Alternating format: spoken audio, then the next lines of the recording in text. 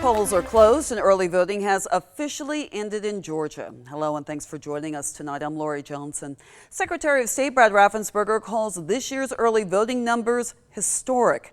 State election data shows more than 3.9 million people voted so far in person or by mail before Election Day. That's more than 50% of registered voters. Carmen Brown gives us a closer look at early voter turnout in Bibb County.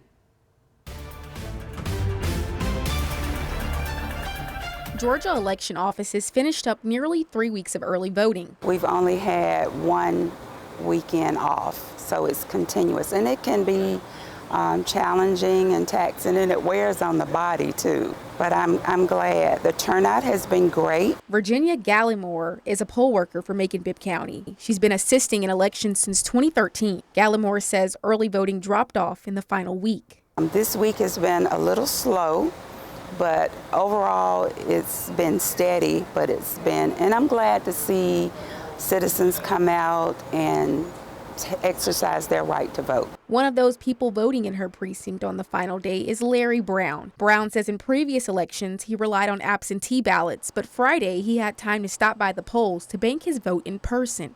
My wife has early dementia. She wants to vote, and so I wanted to come through and see how that might work. So the ladies in here were very, very helpful. Making sure he and his wife secure their vote while encouraging others to do the same. The day's the last day to early vote, but vote. In other words, we need everybody's opinion in order to make it successful. Now Gallemore and other election workers begin Election Day preparations. She says she's looking forward to getting some rest, but enjoys giving her time to the elections process. We'll start the process all over again, but only for one day, but a long day. Gallemore says they'll set up equipment on Monday and finish before polls open Tuesday. In Macon, Carmen Brown, 13 WMAZ News. Unlike early voting, you'll have to vote at your assigned precinct on Election Day. You can find your polling location on your voter registration card or by going online to the Secretary of State's My Voter page. You can also contact your local elections office, and don't forget to bring a valid photo ID. Polling places are open on Election Day from 7 a.m. until 7 p.m. And make sure to join us on election night on 13 WMAZ and the 13 WMAZ Plus app. We'll share results live as they come in the studio. We'll sit down with expert political sources, and our Verify the Vote team will break down results using our 13 WMAZ election tracker.